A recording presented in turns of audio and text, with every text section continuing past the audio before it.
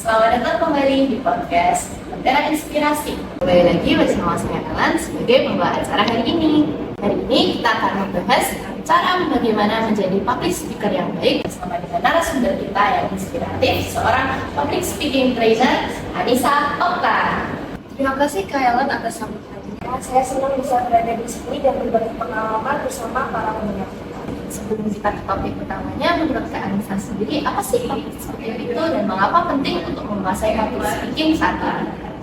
Baik Kak Ellen, mengenai public speaking, jadi public speaking merupakan suatu seni berkomunikasi yang dilakukan secara lisan untuk menyampaikan informasi secara baik. Jadi untuk public speaking ini sangat penting dan perlu diasah. Manfaatnya itu kita bisa lebih percaya diri, lalu bisa mempengaruhi orang lain dan bisa untuk memimpin orang lain, seperti itu Kak Ellen. Baik Kak Anissa, jadi dengan public speaking sebenarnya kita dapat menyampaikan informasi dengan baik dan tepat serta menjadi lebih percaya diri. Kalau begitu, bagaimana sih menjadi public speaking yang baik itu? Baik Kak Ellen, untuk public speaking ini kita harus mempunyai kemampuan untuk berpikir kritis karena kita dituntut untuk menyampaikan informasi secara menarik dan tepat. Oleh karena itu kita harus mampu untuk memilih kata-kata dan penyampaian yang tepat. Untuk hal tersebut, tentunya kita harus banyak untuk berlatih seperti itu Kak Ellen dan pendengar sekalian. Kak Anissa, berarti kata kunci pertama yang harus kita lakukan adalah latihan apa saja sih yang harus dilakukan agar bisa menjadi public speaker yang baik? Baik Kak Ellen, jadi untuk latihan ada beberapa latihan yang dapat dilakukan oleh Kak Ellen dan juga para pendengar sekalian. Yang pertama itu adalah latihan membaca cepat. Hal ini tuh digunakan untuk melatih pernafasan kita agar kita nanti tidak ngos-ngosan. Lalu kita juga bisa mengatur agar nanti saat berbicara kita nanti tidak berliber. Lalu yang kedua itu kita bisa untuk melatih membaca puisi kita sendiri. Hal ini digunakan untuk melatih ekspresi dan intonasi kita. Selanjutnya kita dapat untuk berlatih bercerita di depan orang lain. Untuk bercerita ini nanti melatih kita agar saat berbicara cerita kita itu runut, tidak secara acak. Jadi untuk berlatih di depan orang lain ini untuk mengkoreksi kita apabila nanti cerita kita sudah runut atau belum. Dan yang terakhir kita dapat berlatih untuk bernyanyi. Menyanyi ini digunakan untuk melatih ego kita saat berbicara nanti.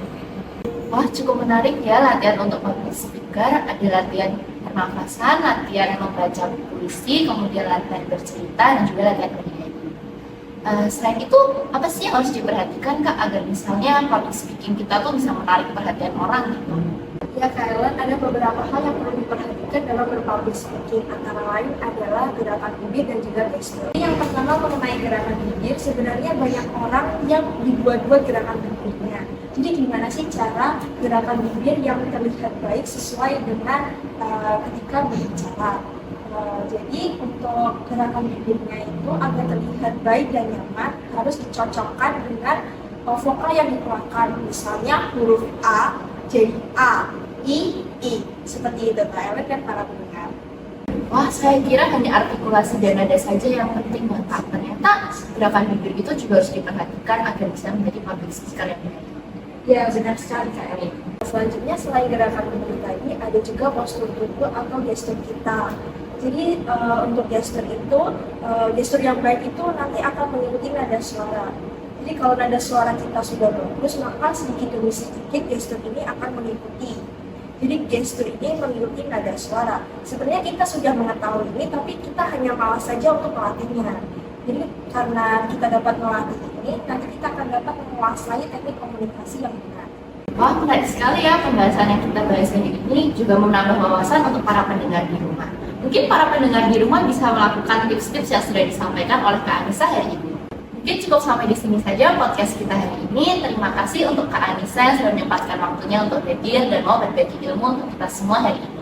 Semoga materi hari ini dapat menginspirasi teman-teman semua agar bisa menjadi public speaker yang lebih baik lagi. Jangan lupa saksikan episode-episode podcast berikutnya.